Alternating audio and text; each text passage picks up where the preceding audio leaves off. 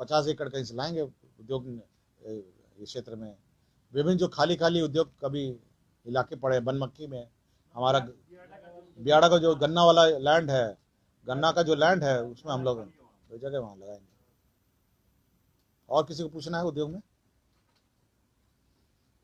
देखिए मैं मौका दे रहा हूँ, बाद में फोन मत करिएगा मुझे। 1/5 अगर आपका टोटल सब्सिडी सपोज 100 करोड़ है तो आपको हर साल 20 करोड़ मिलेगा। हाँ मतलब इक्वल है, आपको पता है आपका क्लेम बनता है 125 करोड़ का, तो डिवाइड कर लीजिए। अब ये नहीं कि आप पहला साल में आ जाइएगा 125 करोड़ दीजिए, नहीं नहीं, आप 1/5 उससे क्या होगा कि आपका यूनिट चलता भी रहेगा, टिकेगा। नहीं तो कहेगा पहला साल सब्सिडी लिया उसके बाद गुड बाय, तो वो नहीं हो सकता है।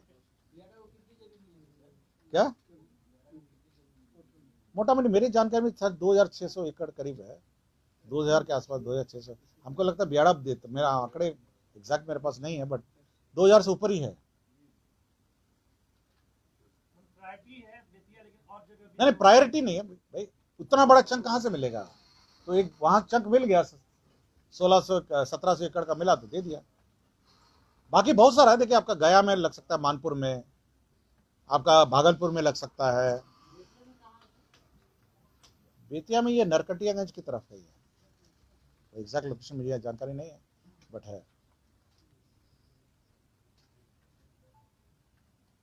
मतलब आपके विभिन्न जगहों पे लगेंगे, भागलपुर है, मानपुर आपका है, आपका सुपौल है, मतलब मधुबनी, दरभंगा, ये सब बहुत सारे क्षेत्र है।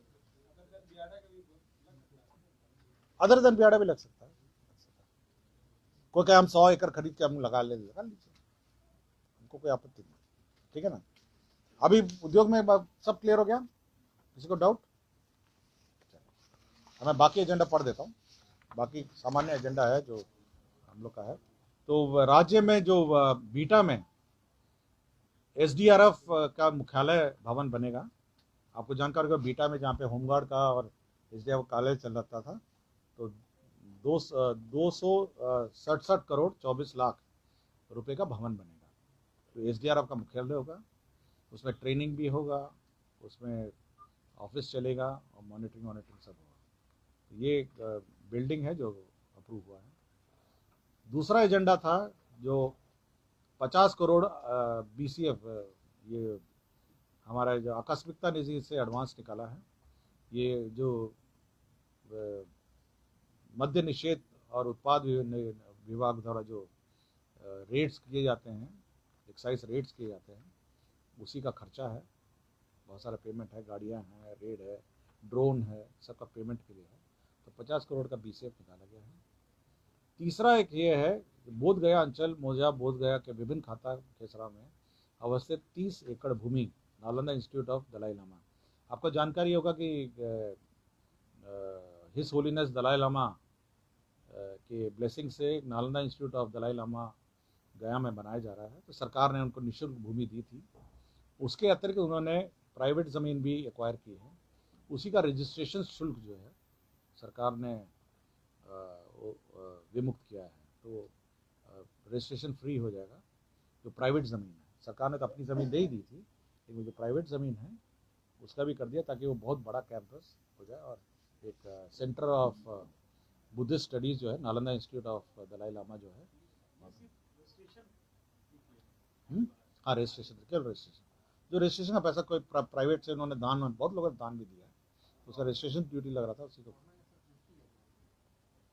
मेरी जानकारी नहीं है उसको।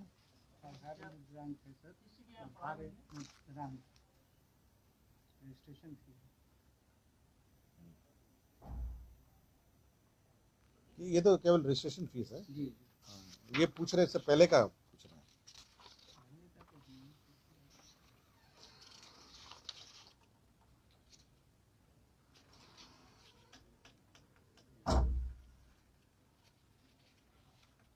अभी 30 एकड़ मिला है दान में, उसी का है, प्राइवेट से मिला। हाँ दलाई लामा इंस्टीट्यूट का जो है पढ़ाई, अब बुद्धिस्ट स्टडीज है,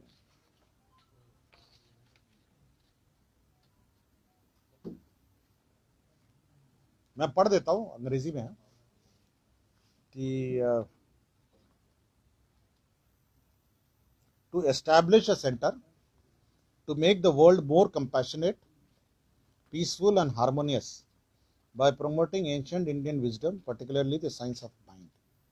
ये उसका क्रक्स है, यही उसमें लिखा हुआ। क्लियर हो गया?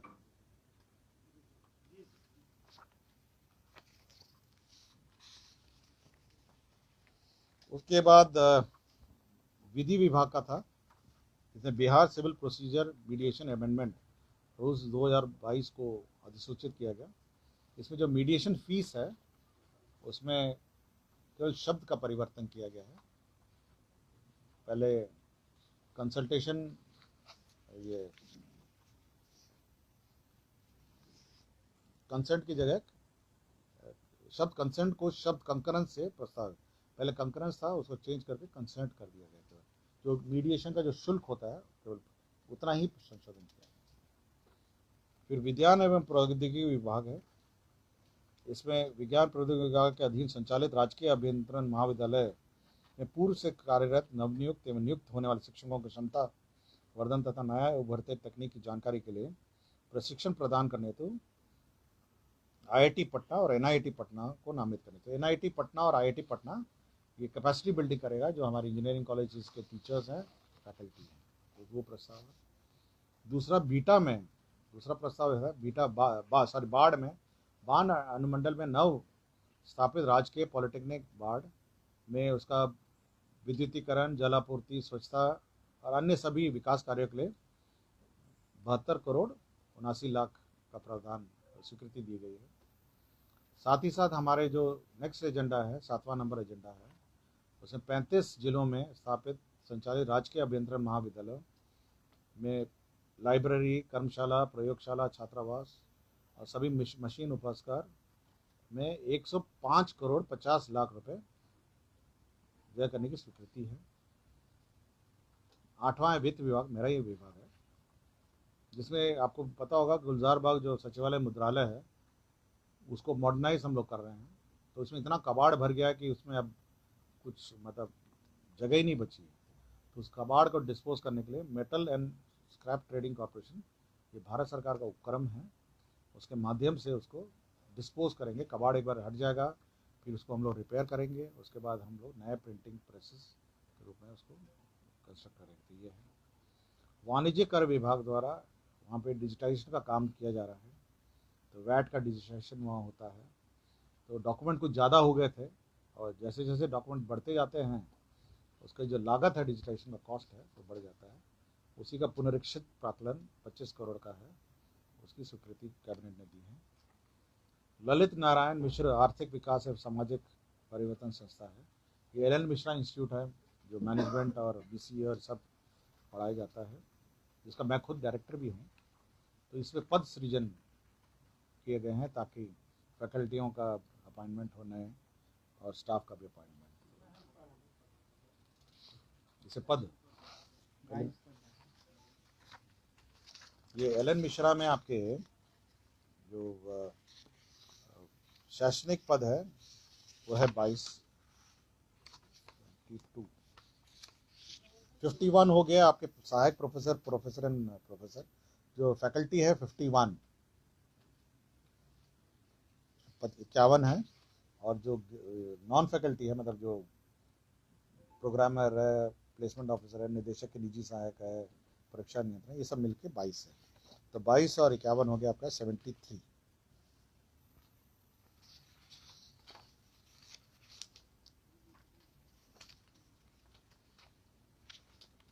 उसके बाद ये शिक्षा विभाग का एक और है, ये जो शैक्षणिक आधारभूत संरचना विकास निगम जो है, उसका memorandum of association and article of association, ये पुराने एक्ट से ये गठित था 1956 का, उसको 2013 के नॉर्म्स में गठन किया। तो ज़्यादा संशोधन नहीं है, केवल प्रक्रिया और डेफिनेशन है जो 2013 में चेंज हो गई थी, उसके अनुसार ही किया गया। सामान्य प्रशासन विभाग, ब्रिज किशोर सदानंद, बिहार प्रशासनिक सेवा तत्कालीन वरीय उपसमर्था सह प्रभारी पदाधिकारी जिला गोपनीय शाखा किशनगंज संपर्क बंदोबस्त पदाधिकारी कटिहार को सेवा से बर्खास्त किया गया। राजस्व एवं भूमि सुधार विभाग एक फुलकाहा थाना भवन को सैरात की ज़मीन ट्रांसफ़र की गई। वहाँ पे उस ज़मीन पर अभी भी चलता है थाना, तो ज़मीन ऑफिशियली 1 एकड़ गृह विभाग को स्थानांतरित की गई फुलकाहा थाना भवन का। राजस्व एवं भूमि सुधार का एक प्रस्ताव था जो मौजा सिंघवा में सिंघाव थाना 64 खाता 99 है, खेसरा 17-18। इसमें बगहा 2 में जो प्रखंड से अंचल कार्यालय सिंघाव है उसका भवन निर्माण के लिए ज़मीन का स्थानांतरण हुआ। कृषि विभाग के अंतर्गत जो भू एवं जल संरक्षण संबंधी योजना 45,98,80,900 करोड़ का इसमें स्वीकृति दी गई। जल संसाधन विभाग का कोची मेसी अंतरराज्य लिंक परियोजना है, उसका डीपीआर निर्माण कोची मेसी लिंक परियोजना जो है इंटरलिंकिंग ऑफ रिवर्स जो है उसमें 2,78,00,000 का उसका डीपीआर निर्माण की स्वीकृति दी गई। अभी डीपीआर बनेगा, उसके बाद जो एस्टीमेट आएगा उसके आधार पर फिर राज्य सरकार स्वीकृति की कार्रवाई करेगी। उद्योग विभाग मैंने आपको बता ही दिया, जो औद्योगिक निवेश प्रोत्साहन नीति। शिक्षा विभाग में है कामेश्वर सिंह दरभंगा संस्कृत विश्वविद्यालय दरभंगा के नियंत्रणाधीन उप शास्त्रीय स्तरीय महाविद्यालय के शिक्षकों और शिक्षक कर्मी को दिनांक 1/1/2016 के प्रभाव से पुनरीक्षित वेतनमान की स्वीकृति प्रदान की गई। जो हमारे यूनिवर्सिटी में जो हम लोग पुनरीक्षण करते हैं, तो इस बार हम लोगों ने कामेश्वर सिंह दरभंगा संस्कृत विश्वविद्यालय का भी हम लोग कर लिया। किसी कुछ पूछना हो?